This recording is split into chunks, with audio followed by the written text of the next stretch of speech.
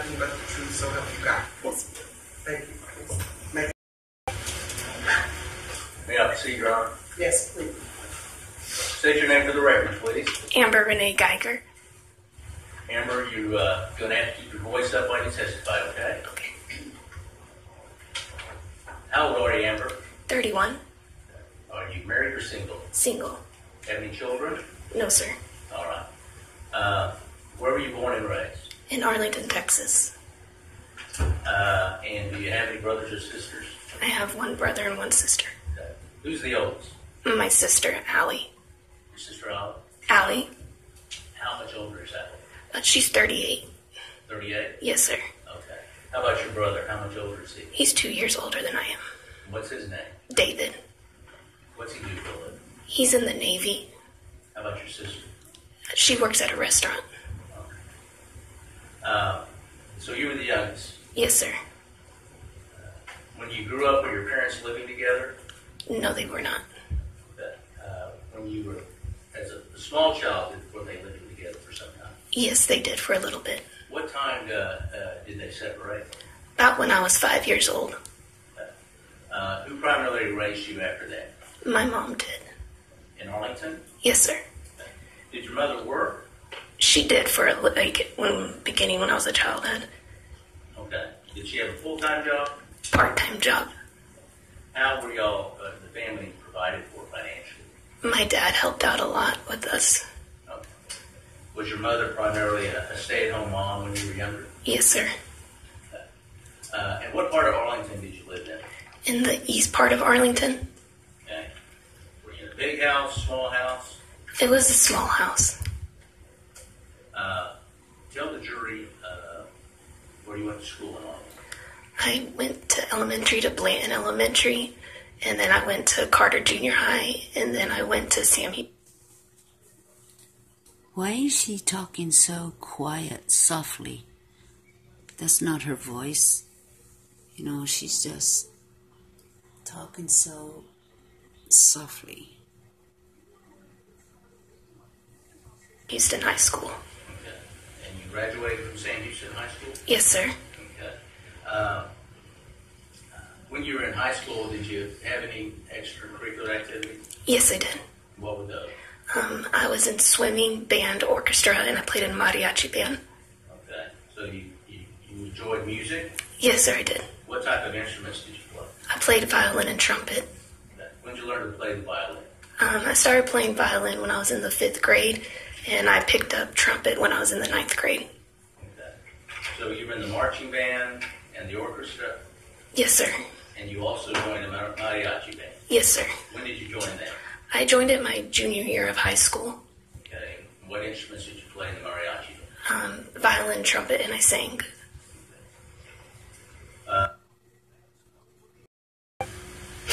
Why did you fire?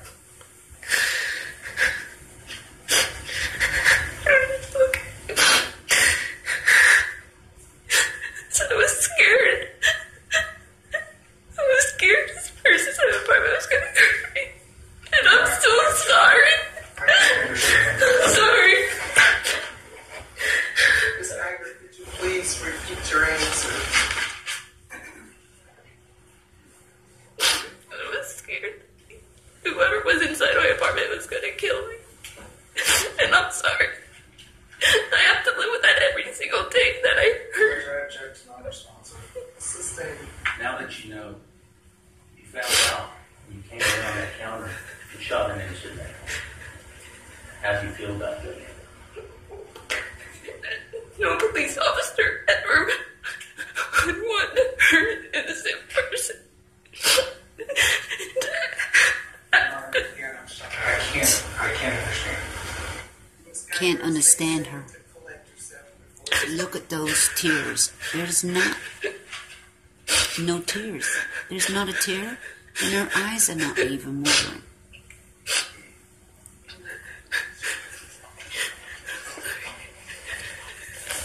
Oh, get a tissue.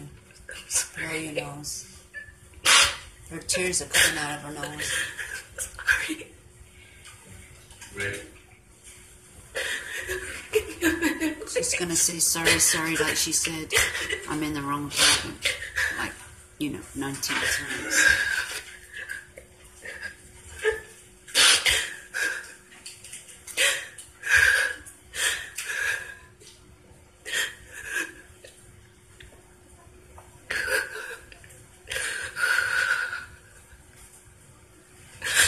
Jesus.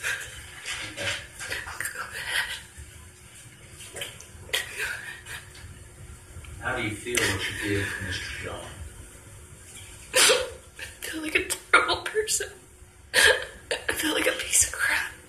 I hate that I have to live with this every single time.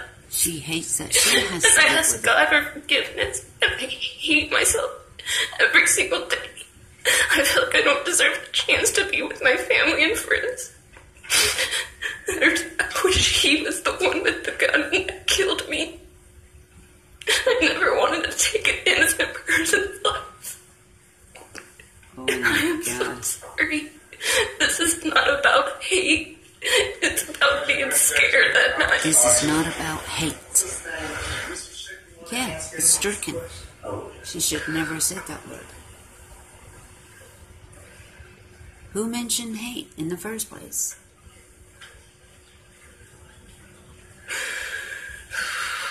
What's hate got to do with it?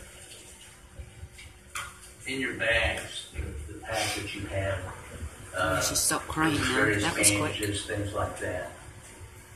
Do you recall that? I knew they put them in there a while ago. Did you ever think about even using those during this incident? No. I was panicked. I was panicking.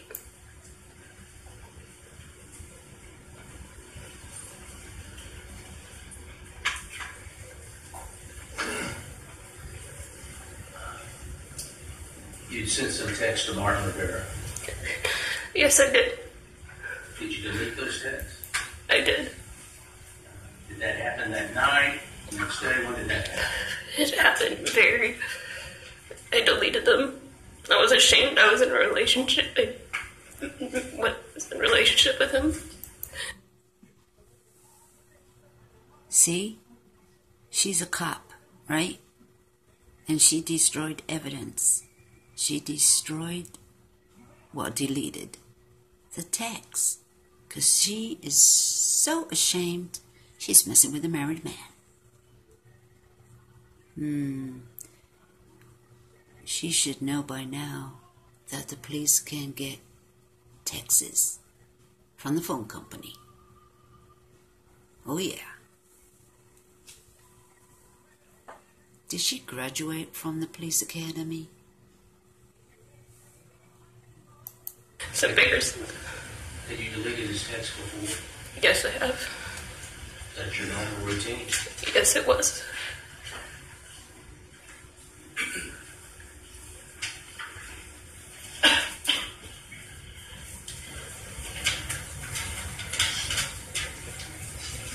I'll pass it with you.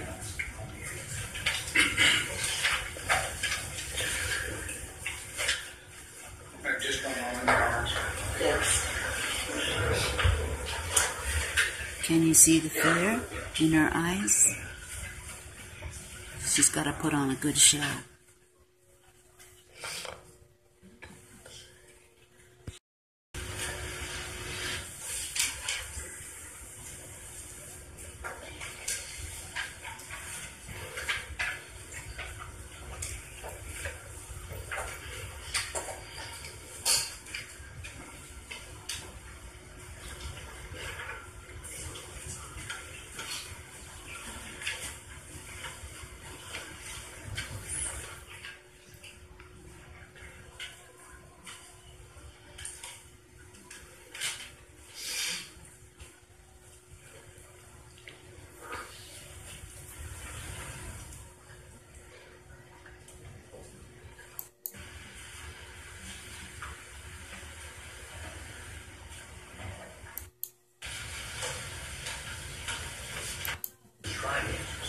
You're right, my question.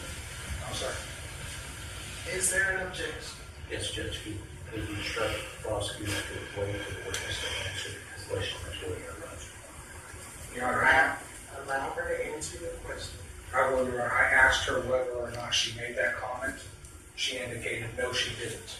And then she went on into a narrative, Your Honor. You didn't express one time that you shot him because he was coming at you. I did not on the phone. You did. Sorry? I did not over the phone. You did not express one time that he was armed. I did not. You didn't say one time that he put you in fear. I did not. Also, when Officers Blair and Lee arrived and came in, you met them in the hallway. Yes, I could. Yes, I did. You also told them that you shot a person thinking that this person was in your apartment. I did tell them that. You didn't say one time, I thought he was armed, did you? I did not. You didn't say one time he was coming at me, did you? I did not. And he was still alive, wasn't he? Yes, he was. And if you really, truly, in your heart of hearts, believed that he had a weapon or that he was really a threat, you would have told them, listen, I haven't patted him down, I haven't searched him, and I think he might have a weapon.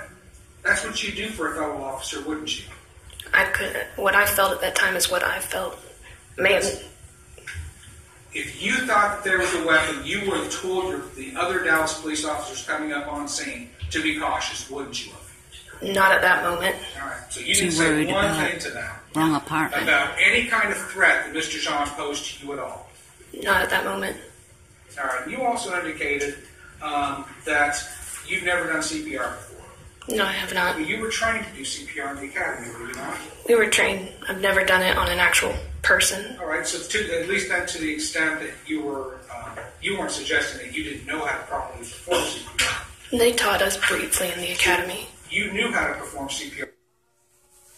The thing about the CPR is she has been trained, but never did it on a real person. Well, there's a lot of other officers that have never done it on a real person, but have been trained. And that little bit of training can help the victim until EMT comes, the ambulance. She didn't even try to do nothing. Even trying to do a little would have been better than nothing. Properly, right? I never done it on a person. I couldn't say I actually. Ms. Geiger, were you trained to do CPR properly? Yes, we were. Okay. Were you at those classes? Yes, I was. Were you paying attention during those classes? Yes, I was. Did you properly perform CPR on Mr. John? No, I did not. And you could have, right? I tried to do little CPR. Why would you try and do a little CPR on a man who's dying who needs your full attention? Because I had to keep getting up to see where I was at. That was more important than giving life-saving help to this man. I had no idea where I was at. You were able to tell the 911 call taker very, very soon on that you were in apartment 1478. After that moment, why couldn't you have given him full, undivided, and proper attention? I was still on the phone with... You can put the phone on speakerphone, ma'am. I had so much stuff racing through my head. Oh, okay. Obviously, you were also able, at least on 2 occasions, to... you must have stopped.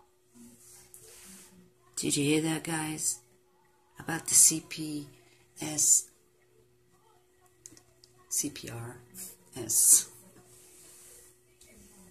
She was doing all these things. She has so much to do, right? But she's lying. See? They got her there. She's lying. Because number one, she knew where she was because she told the 911 operator which apartment she was in.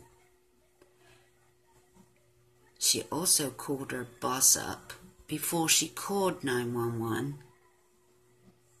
Yeah. She called somebody up before she called 911 and said where she was.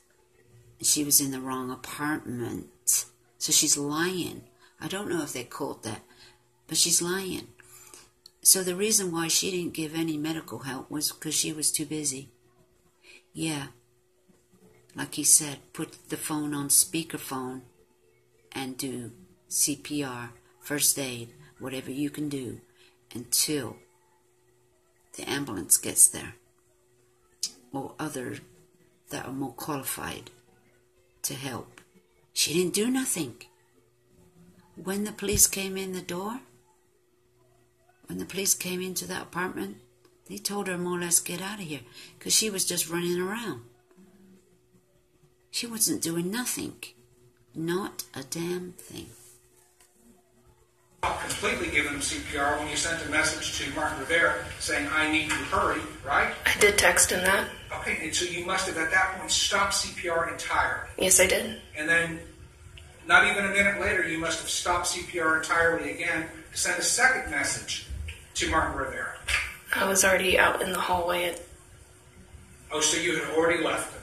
That's whenever they told me to leave, the officers. So that's, no, ma'am, I'm talking about at 10:03 p.m. Mr. Lee, Officer Lee, and Officer Blair didn't arrive until almost 10:05. Yes, I do remember that. Like, whenever they showed me, I sent those text messages. At 10:03 p.m. and at 10:02 p.m., you sent messages, text messages to Martin Rivera. Yes, I did. Text messages that would have required you to have put the phone in a place where you can see it, and you used your fingers to write out the words, I need you, hurry, ... right? I don't remember how many hands I used. But you texted Mr. Rivera using your hands. Yes, I did. And as you were doing that, you were unable to give Mr. Jean your full attention, the attention that he deserved. Yes, I did. And then you made the choice to do that a second time. Isn't that true? Yes, sir. All right, so at both of those times, you put your needs and your wants over his. I still cared about him. Did you put your needs and your wants over him when you decided to do that? No, sir. All right. And then you went out into the hall. You left him alone. When I heard the officers coming, I stepped outside. So you decided to do something other than continue to give Mr. Jean life-saving measures. I wanted... Yes, sir, I am. When you went out into the hall, you did that because that was what you chose to do, even though you didn't know that he was going to die.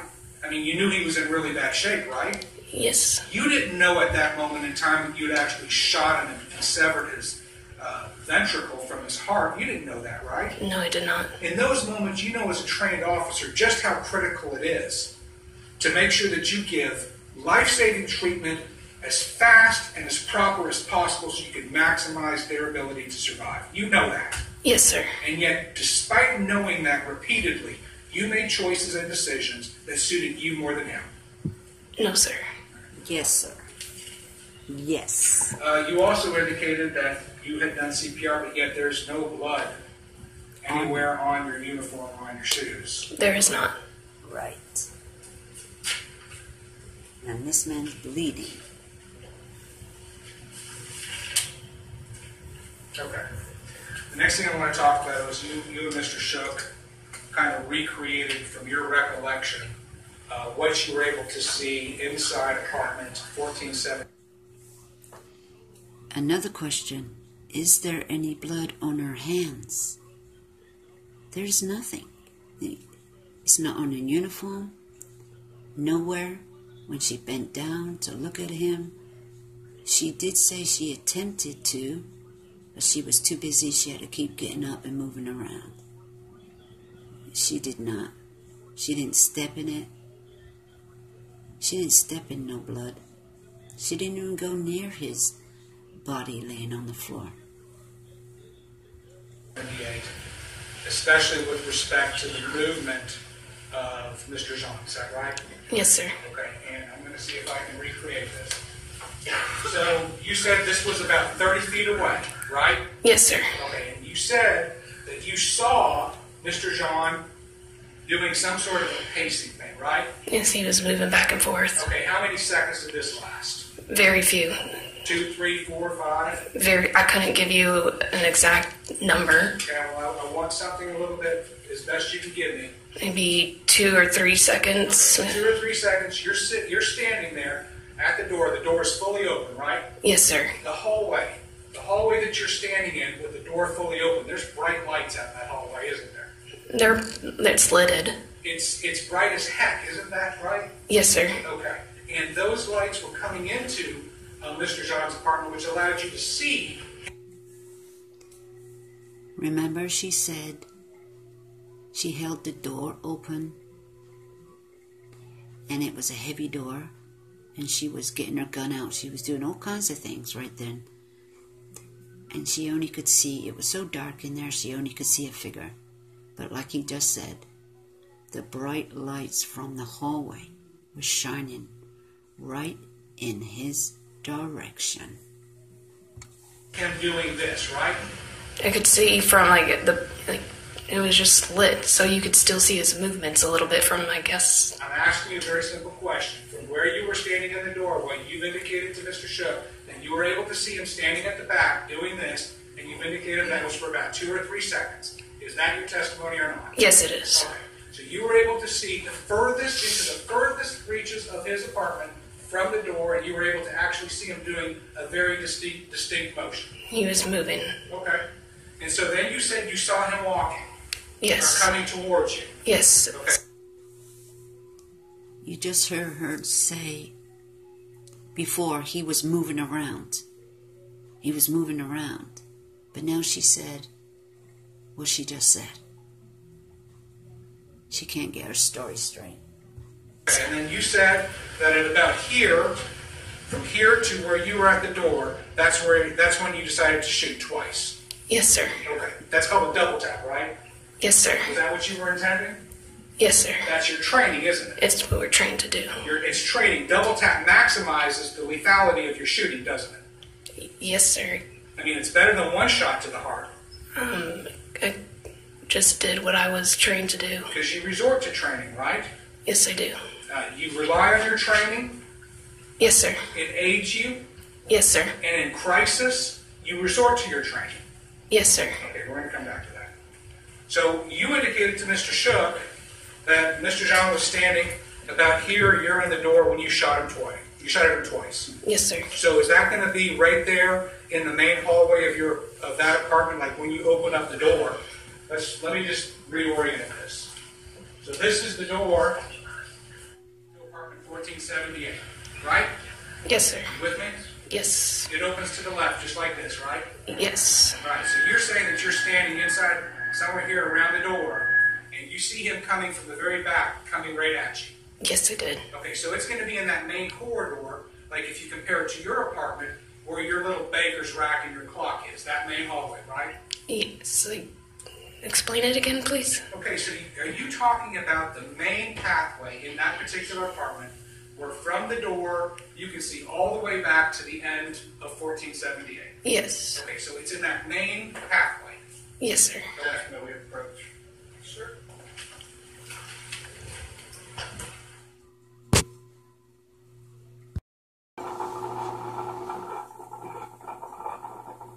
So you've indicated this was where Mr. John was standing then, and the front door where you were standing was right in front. Yes, sir. Okay, that's when you shot him twice. Yes, sir. And when Mr. Shook came walking up, this was the position he was standing in when you confirmed that that's when you shot him. He came at me saying he was standing in that position, yes. That's true, and I did not mention that, and I thank you for clarifying that. One of the things that happened in the walk from 30 feet up to here was that Mr. John said, hey, right? Yes. Something like that. Yes, sir. You don't fault him for that, do you? Not now. No, it's his apartment. I know that now. Yeah. And so when you shot him, you indicated with Mr. Shook was standing right here, and that's where you shot him twice, right? Yes, sir. Okay. So, and this was the position Mr. Shook was standing, right? Yes, sir. Okay. Can you give us then some sort of an explanation that would satisfy the jury how then you have a bullet hole that's over in the rightmost corner of the apartment over there if this is where he's standing? That I cannot explain. I'm not an expert in It's just that. physically impossible, isn't it? I don't know that for sure. Okay. Can you explain to me, you saw the medical examiner, right? You saw his testimony about the path of the bullet? I did. All right, so that would have indicated, stand up again. Watch your step, please. Take a normal shooting position. You have a one-handed shooting position, correct? All right. Mr. John is a good 4 inches taller than me. In order for that bullet to have gone into him at that angle, he must have been bent over something like this, right? I don't know what he was. If you saw the trajectory that the medical examiner testified to, do you have any reason to think that the medical examiner is lying? I don't. But so your testimony is that he was standing straight up, looking you in the eye, or looking right at you when you shot him in the chest. Yes, sir, when I saw him. It's the last thing I saw.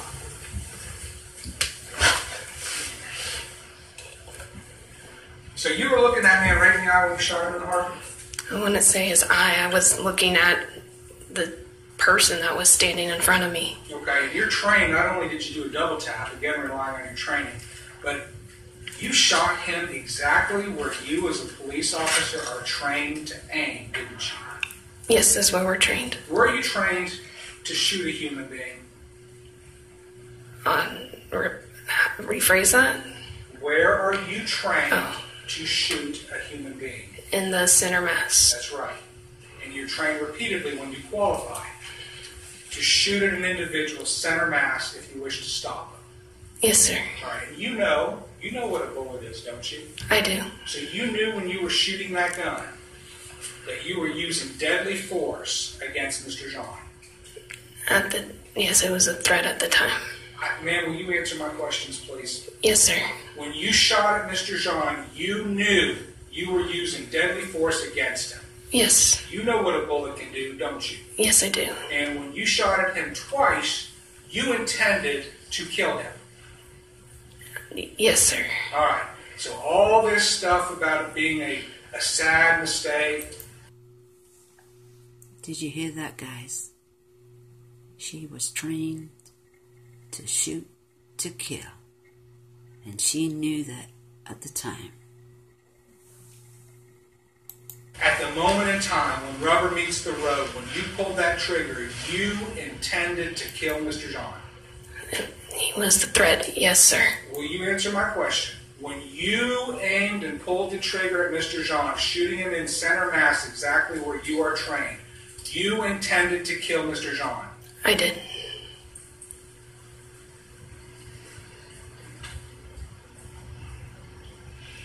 You indicated to Mr. Shook that you gave loud verbal commands, and I hope I wrote it down right. Let me see your hands. Is that right?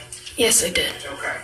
And in court today, you've been somewhat soft-spoken, but I know as a police officer, you have an outside voice, don't you? I do. All right. So when you say and you give loud verbal commands, your loud verbal commands weren't like you told this jury today, were they? They were loud. I told him to let me see your hands, let me see your hands. Okay. Why don't you really tell them how a police officer gives loud verbal commands when they really want compliance? Judge, you object to relevance as to how a real police officer knows him. He said a real police officer. I can rephrase if you want. No. As a police officer, when it really matters, how do you give a loud verbal command? In an authoritative and clear voice. You would have said, "Let me see your hands! Let me see your hands!" Right? It would be a loud voice. That's Yes. right. Not like you showed them earlier today. You would have been almost screaming that at him, wouldn't you? I didn't scream it. All right. But you're saying that happened at the threshold of the door with the door open, right? Yes, sir. So you're actually partially in the hallway. Yes, I guess you can say that. You're not fully in the apartment, and you're not fully in the hallway. You're right in the middle, right? Yes, sir. You understand that neighbors say that they can, all the neighbors that testified along that hall who are closest to Mr. John, Yes. the people that live, the ones that we call as witnesses are the ones who live across from him, next door to him, the closest as we could find possible of 300 people that live there, right? Yes, sir. And one of them heard you say that. Well, I'm still asking myself, does she still have her heavy bag with her? You know, when did she put the bag down? I missed that point. She's doing all this and still has the bag in her hand and still holding the door open, which is a heavy door. Remember? I can't tell you why. Well, it's because you didn't say it. Not true, sir. I want to talk to you now about the decision before you actually went in. So, again, I want to go over what you told Mr. Shook, okay? You said, and I'm going to use this again as the door to 1478, all right? You said it was slightly ajar and that you noticed that, right? Yes, sir. And you said that you put the key in with your right hand. You noticed the red light blinking, didn't you? No, I did not. Okay. But when you did that, the door, even though it's weighted and it's going to close on its own, pushed open a little bit, didn't you? The force of me putting the key in opened it. Okay, so that force, but you said that just from that small amount of force that you put just to put the key in and the door opening a little bit, you could hear movement inside, like shuffling or moving around. Yes. Okay. And then you said you made the decision at that point, from that perspective, I wanted, as the door began to open, I was wanting to find the threat. Yes, there was someone in my apartment.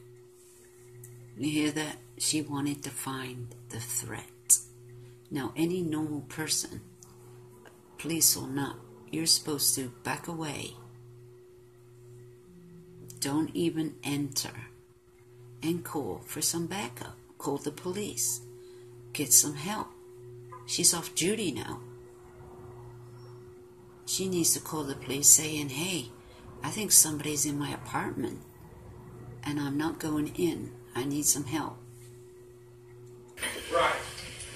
You knew that before this door had been fully opened. You wanted to find the threat and fully open that door, and that's when you saw Mr. John. No, True? sir. No, sir. It happened so quickly. You said, I put the key in and I hear moving around. As the door began to open, I wanted to find the threat. As the door was opened fully, that's when you saw the silhouette. Yes, sir. So you knew from outside that door, with the protection of that door between you, that there was something inside that was making noise. Yes, sir. Okay.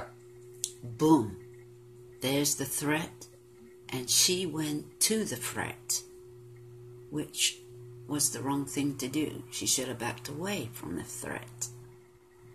Because she didn't know who or what was behind that door and if they had a gun or anything. So she went to the threat instead of moving away from the threat. So here were your options then. Your options were, at this point, to go in and find the threat, or your option would have been, I'm going to back off, I'm going to take a position of cover and concealment, and I'm going to get some help out here. Those are options, right? They are. Okay. But you chose option A, which was, I'm going in to find the threat. It was the only option that went through my head. I was at home, and Ma'am, will you answer my questions? Yes, sir. You chose to go in and find the threat, even though you were in a position to have taken cover and concealment, right? No, sir. Your training, which you've told this jury several times now, that you revert to. You've told them that, right? Yes, I have. You rely on that training, is what you've said. Yes, I do. That's why you pulled the gun when you pulled the gun, right? Yes, sir. That's why you keep your right.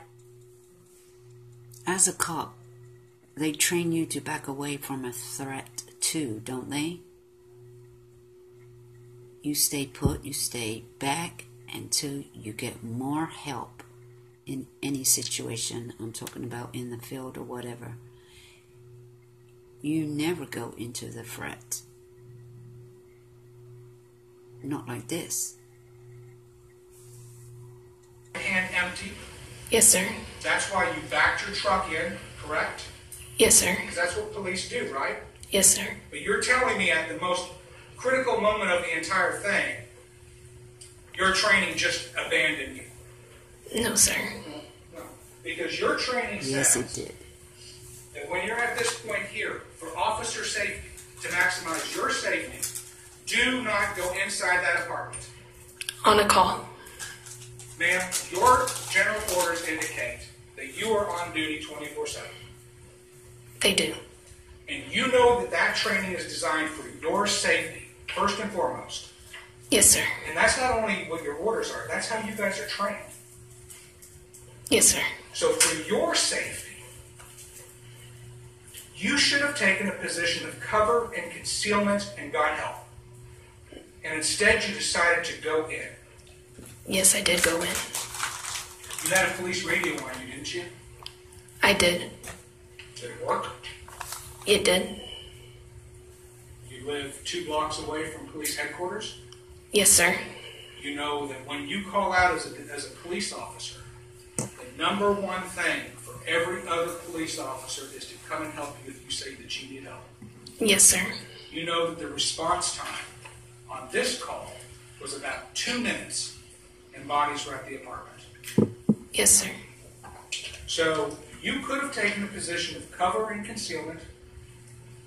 You could have called for help on your radio, and you could have had the cavalry there in 2 minutes. I could have. You could have had SWAT mobilized.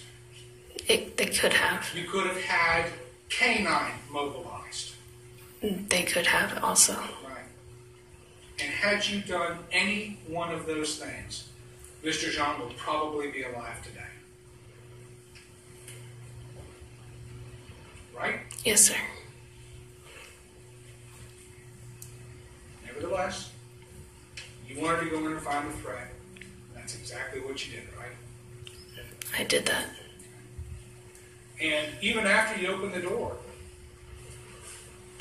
even though you had all those options before the door was fully open, even after that door was opened, you told the jury 30 feet away, you're seeing Mr. Jean at the furthest back point of his apartment doing some sort of a side-to-side motion. I saw a silhouette. And ask it again. From the door, you've testified that you could see Mr. Jean doing a side-to-side motion. Yes, sir. Okay. And then you've testified on this cross-examination that you watched that for, I think you said 2 or 3 seconds. Yes, it was. I think it was. Okay? I'm not going to hold you to that, approximately 2 to 3 seconds. Right? Yes, sir. In that 2 to 3 seconds, let's just watch it. 1, 2, 3. In that 2 to 3 seconds, you could have done that too, couldn't you? I could. You could have done that as well, couldn't you have? Do what? You could have backed away and let that door shut on its own. I could have. You could have done that. Yes, sir. You chose not to do that. No, sir. Instead, you chose to pull your gun, to level it off and shoot at Mr. Jean. I did do that. That was your choice. It was my choice. Even though you could have backed off at least twice now to a position where you would have been more safe and he would have been alive. I could have.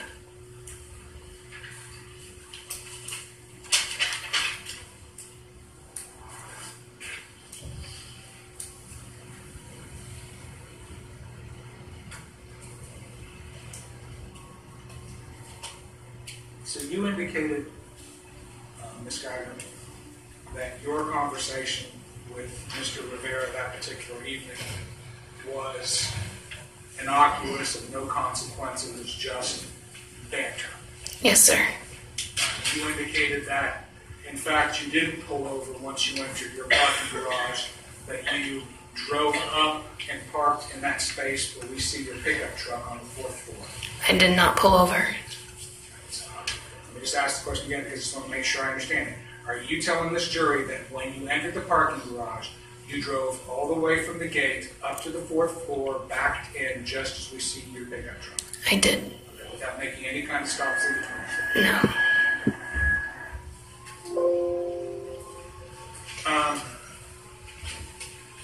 You understand, you've seen from the video records of the Southside Flats, ma'am, that your truck enters at approximately 9:46, right? Yes, sir. That is your truck. Yes, sir. And then you heard the testimony of Mr. Jones, the coach and the chemistry teacher, who came in here and swore and talked to this jury, right? Yes, sir. So he entered at about 9:53, 9:54, which is going to be 7 to 8 minutes after you. Yes, sir. Okay? And his testimony was that he drove around up to the 4th floor and he parked sometime around 9:54 p.m. Couldn't have been any earlier because that's when he drove in. And that he parked and that he saw you coming around the corner driving in such a way that made him take notice of your white truck. I heard him say that. So you believe that to be a lie? I don't think I drove that fast that night. Okay, but you understand that if he saw you do that, unless he's lying to this jury for some reason, then you couldn't have already been there like you testified to. I couldn't answer that, sir. I mean, his testimony was pretty clear that you stood out, especially after you got out of the truck, because you're a police officer. I did back up into my truck and stay on the phone. All right, but you're gonna stick with that you did not pull over. I do not ever remember pulling over.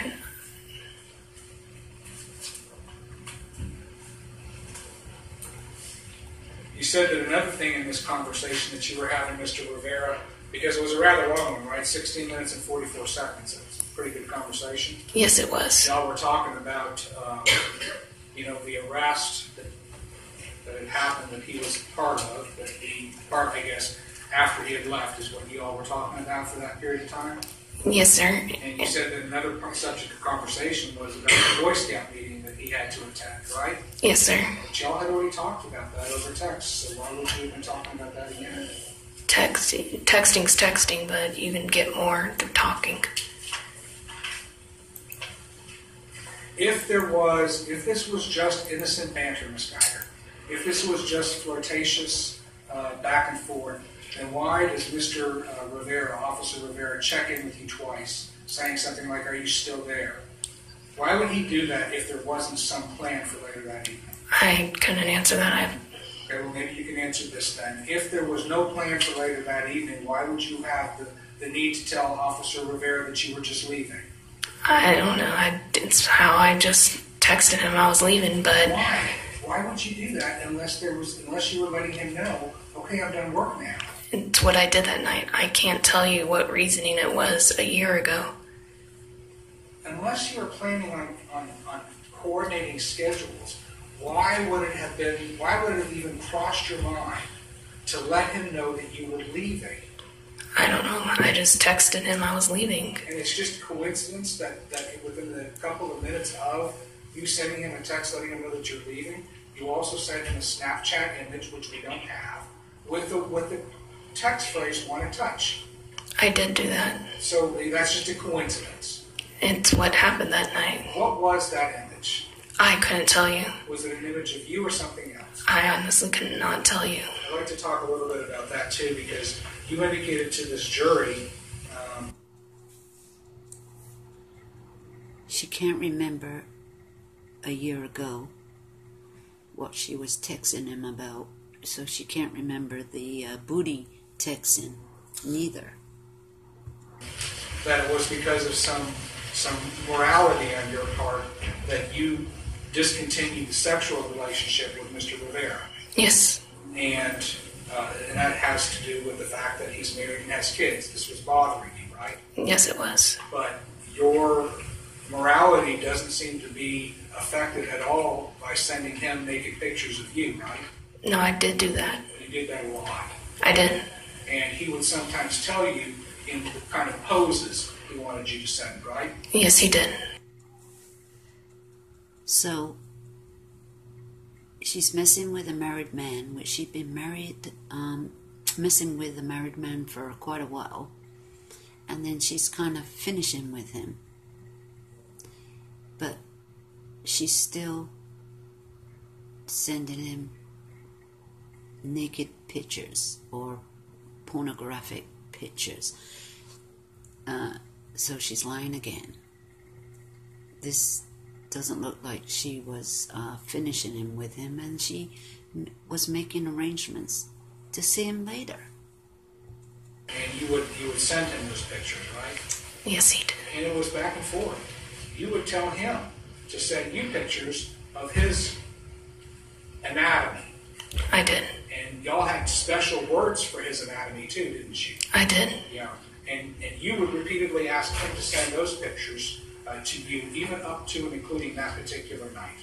I did. So your morality, your moral code, I guess out of respect to Mr. Rivera's wife and his kids, puts sex off limits, but anything else is fair game.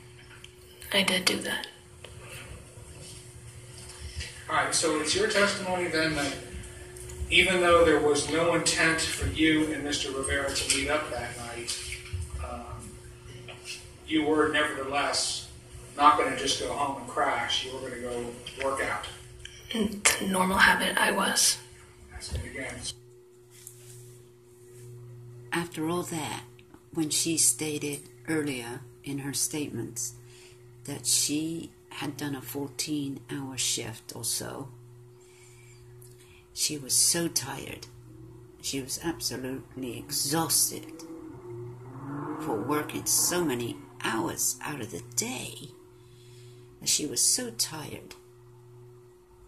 But yet, she was going to work out at the gym. Was it your plan to go home and work out? Yes, it was. So your plan was after your shift, you were going to go home. I guess you were going to change. And then where is it that you work out? At the 24-hour fitness. Is that within walking distance or is that a good drive away? It's a drive. It's downtown Dallas. Okay. So your plan. Not only was she real tired, she was going to go to the gym, but the gym is all the way downtown. So she has to get back in her car and drive. But she's real tired. Plans were you were going to go home, you were going to go to your apartment, you were going to get changed, you're then going to leave your apartment, you're going to go back to your truck, you're going to get in your truck, drive to the gym, and have a workout. I was. That was the game plan. Yes, sir. So whatever this thing about you being sleepy, it wasn't such that you were incapacitated physically, right? No, I wasn't completely drained. I just wanted to go work out. I mean, you wouldn't have been driving on the streets of Dallas if you were going to be running over like pedestrians or hurting people, right? No, sir. So you had your wits about you, right?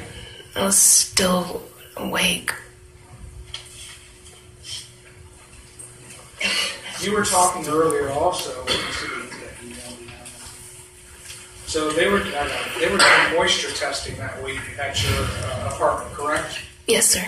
And you received an email from the staff at the apartment complex. And I think your testimony was that you guys were made aware that they were going to be doing certain testing, and then you testified that it was going to be like between the hours of, what did you say, 8 to 4, 8 to 5? 8 to 4, around there. Or 8 to 5. So you can remember that there was a specific time given, right? Yes. Can I approach this witness, Judge? Yes. I'm showing this remark for identification as State's Exhibit number 319. Can you read the portion down here and tell me if this is the email that you received indicating what was going to be happening the week of September 4 through September 7? Yes, it is. Okay. And I'm going to let you read did you read it all the way to there? Yes, sir. Okay. On the second page.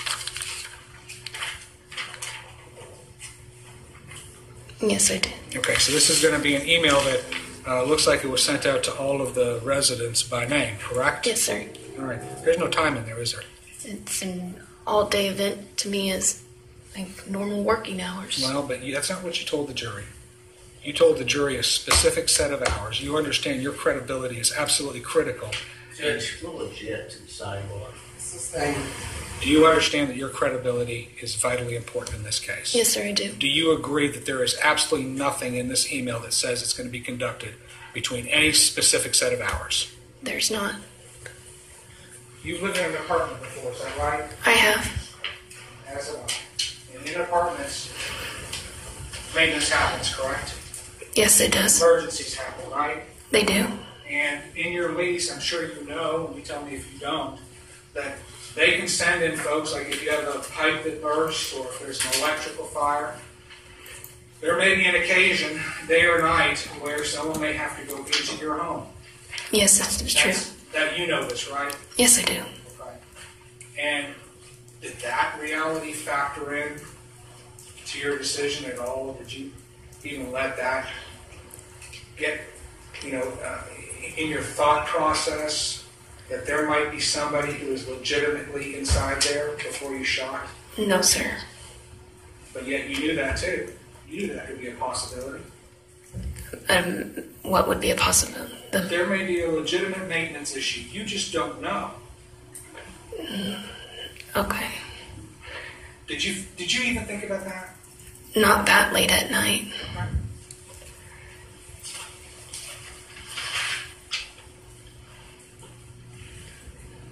Okay. You also, in your testimony with Mr. Shook, indicated that you were concerned about some of the crime, because you do a lot of background research, right? Yes, sir. And you had been concerned about some of the stuff that was going on at the Southside Flats, right? Yes, sir. That would be an additional reason, though, for you to be even more vigilant and observant, correct? You could say that. I mean, Ms. Geiger, are you aware that you got over 3,250 training hours? Yes, sir. You are not like a regular citizen like me. You've got thousands of hours of police training, right? Yes, sir. Your job requires you to be observant and aware of your situation, right? It does. And as a matter of fact, your job with CRT, the interview position, the only reason why you could be there is because you showed an acumen and a skill for things like observation and situational awareness. Yes, sir. Right? Yes, sir.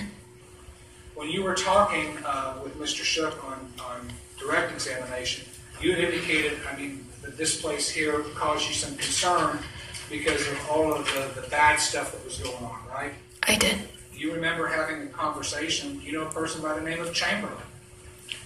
Yes, sir. All right, you remember having a conversation with Chamberlain by text on August the 21st of 2018, where he asked you, how do you like your new place? I do not remember that, May I sir. approach the witness? Yes. All right, Ms. Geiger, would you take a look at this text exchange and tell me if this helps refresh your recollection with Mr. Chamberlain?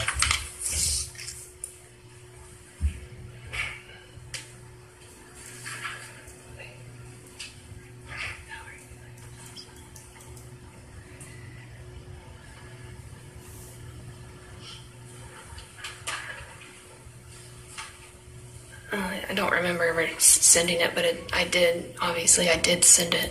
Okay. And when asked about how you felt about the Southside Flats, your response to him again on August the 21st was, I'm liking it, right? I did. And then you said, few homeless here and there, and a lot of hippies smoking weed.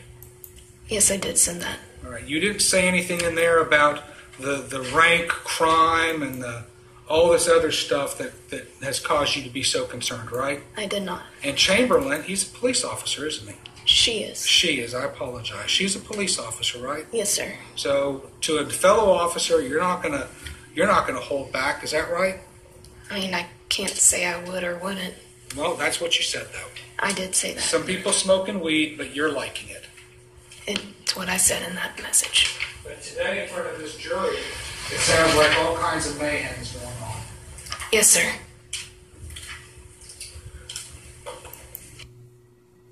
Now here comes the weed.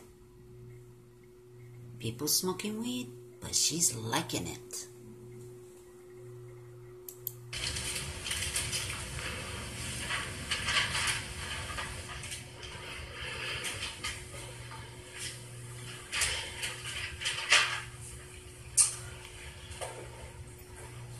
You remember when you were testifying on direct with Mr. Shook, on a couple of occasions you indicated that you wanted to become a police officer because you wanted to help people. Yes, sir. And then a second time you took the opportunity to tell Mr. Shook that becoming a police officer was important because you could help people, right? Yes.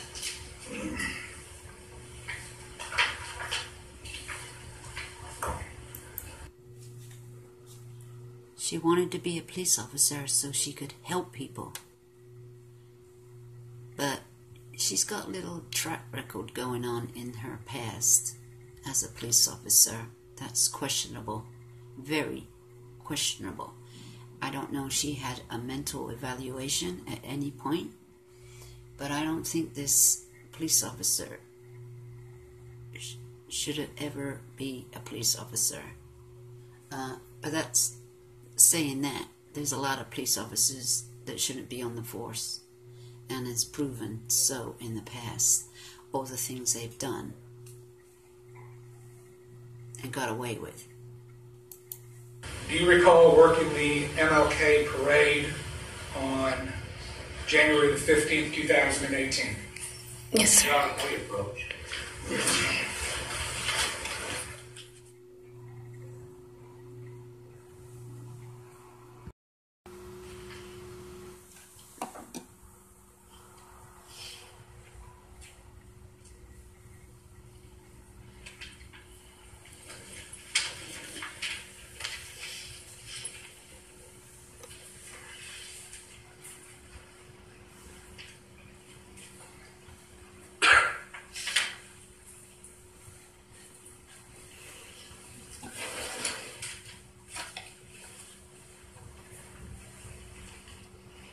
Is there a reason why you didn't use this stuff right here, which is designed to control traumatic bleeding?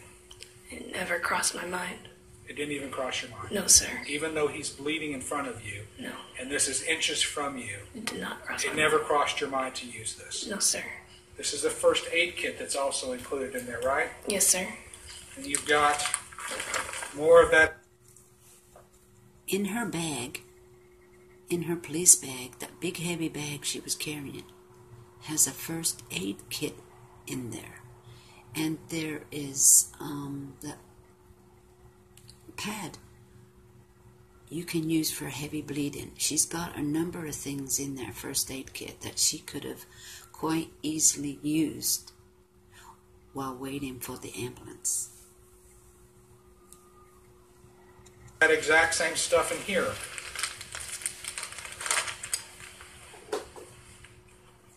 Hemostat gauze dressing for bleeding control. Yes, sir. That's also unopened, isn't it? Yes, sir. So,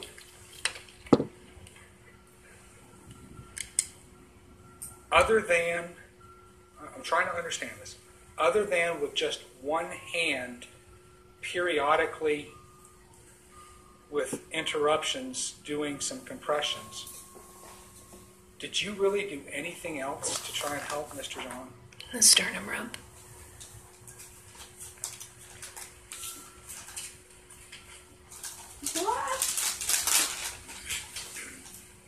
Jesus, she's a sorry person.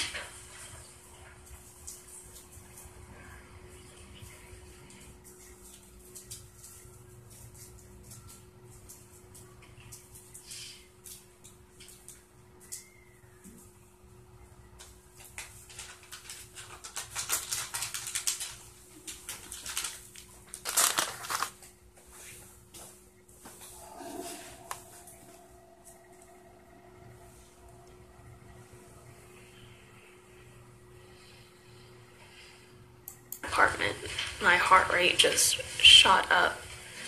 All these other things Mr. Ernest asked you about calling for backup or treating you cover. Any of that in your mind when you were face to face with this person you saw in the back? No, it didn't have to. It was, I was going home. It wasn't a call.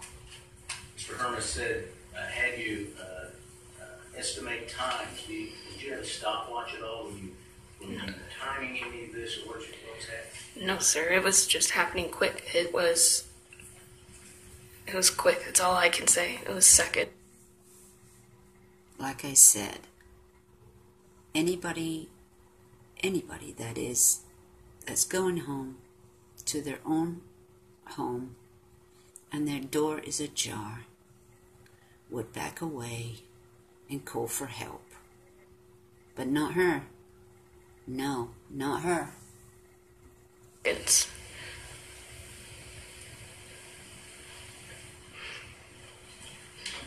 And when you saw this figure, this person dancing toward you,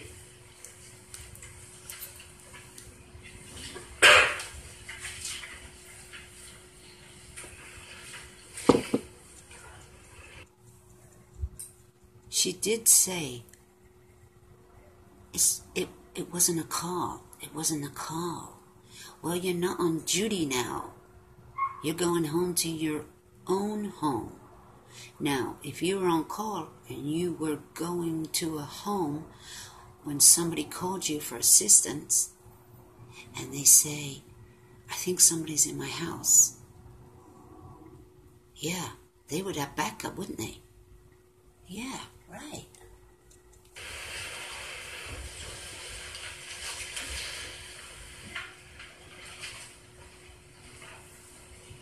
Let me show you stage 100.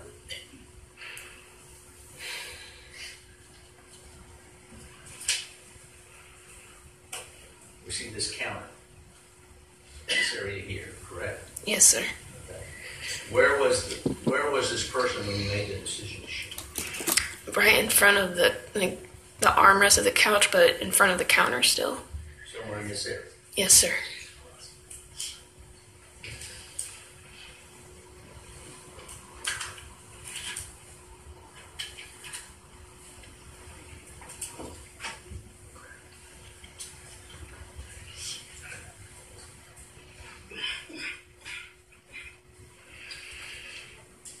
And when you made that decision to fire in this area, how many feet? I've measured this off and I've talked about it.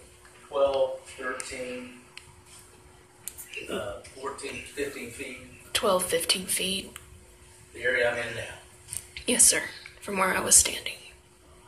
That was the distance between you and him. Yes, sir.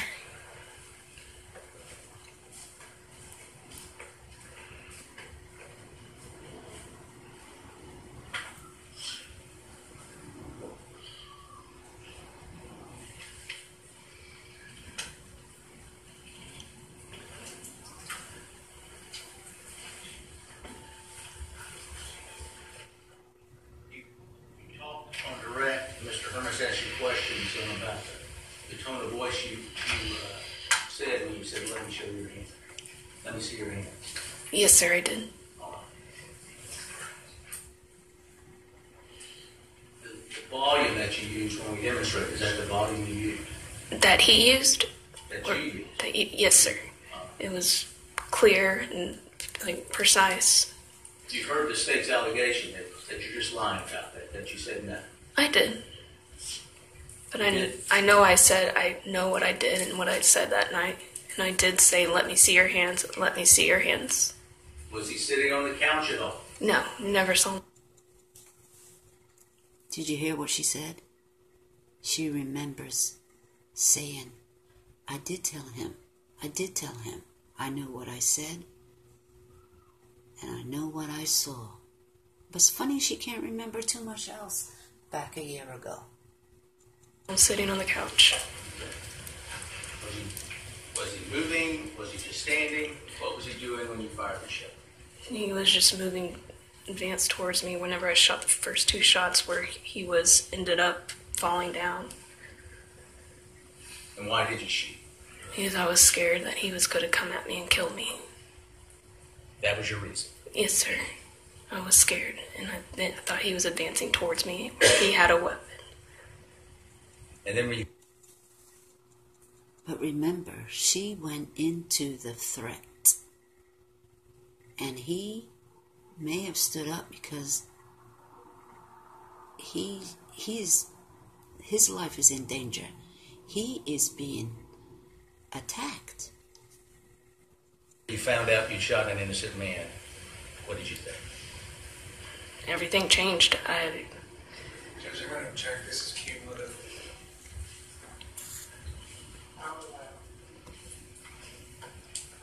You started realizing that when you were calling 911? Yes, sir.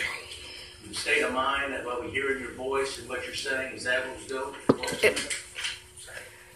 I object to leading the question.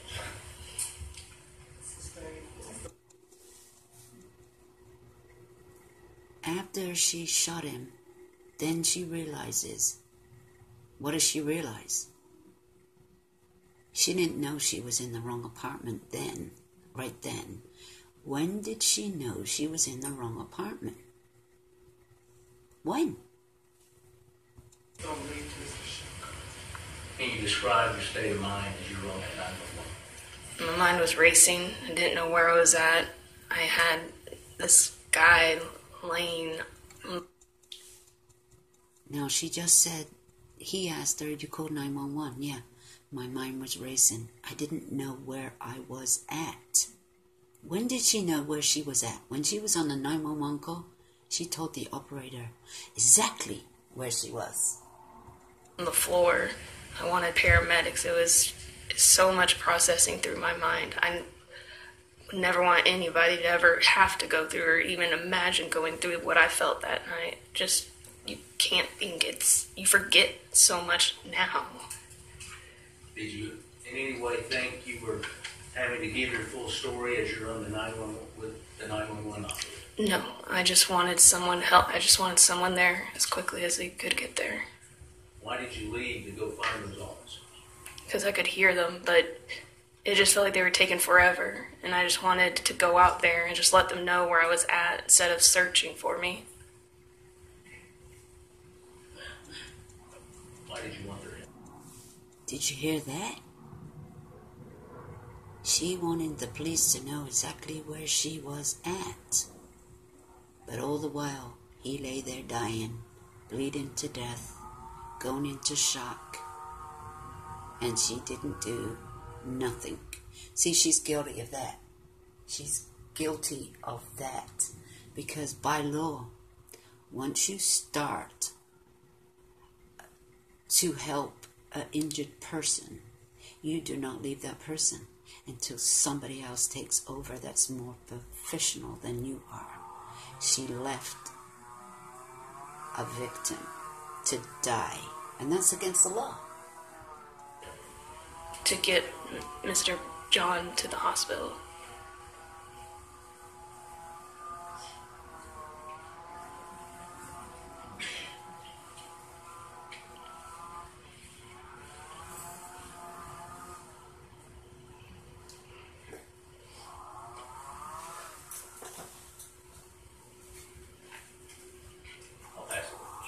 Ms. Geiger, before we proceed your cross-examination, we're going to take out a break and start at 10 minutes after one. All right.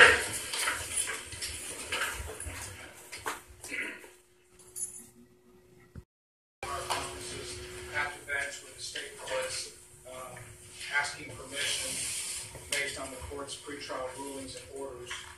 The state wanted to examine Ms. Geiger on a couple of text exchanges that she had because of the representation through the direct examination. Oh, you all may be seated. I'm sorry.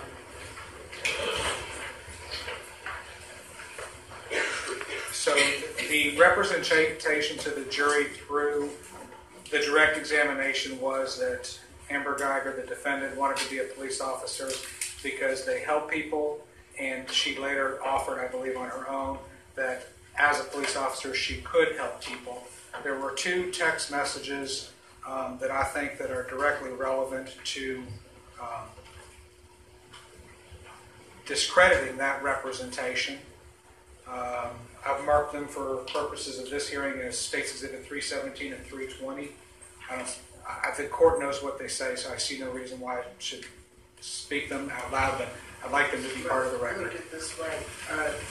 You said 317. Yes, ma'am. And 320. Yes, ma'am. And it's 317 and now cable. Yes, ma'am. And then the 320 is the one concerning the... I remember. Okay. The state would request permission to clear up that representation in front of the jury. I think that these show a completely different state of mind of the defendant and what she thinks that police and the citizens, how they should be.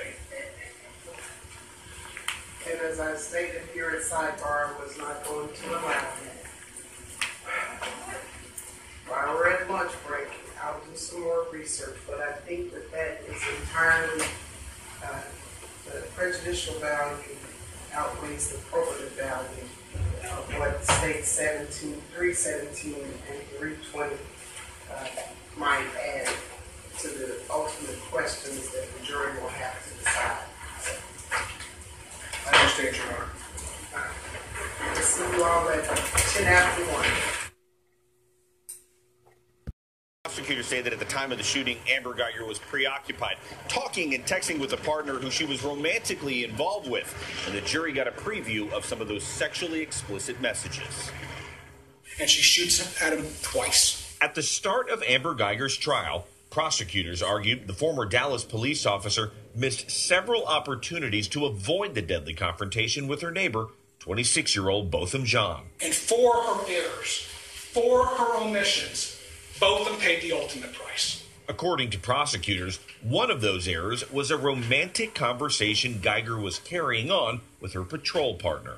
In the minutes before the shooting, Geiger and fellow officer Martin Rivera allegedly had a phone call and exchanged sexually explicit messages.